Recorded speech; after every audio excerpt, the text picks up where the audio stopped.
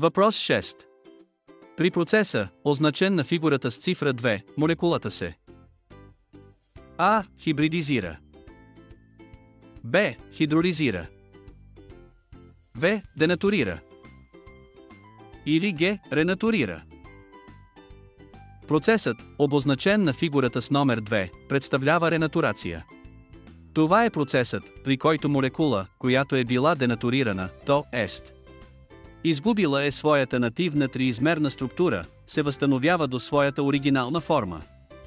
В контекста на белтъците, това обикновено означава връщане към тяхната функционална конформация след премахване на денатуриращите условия.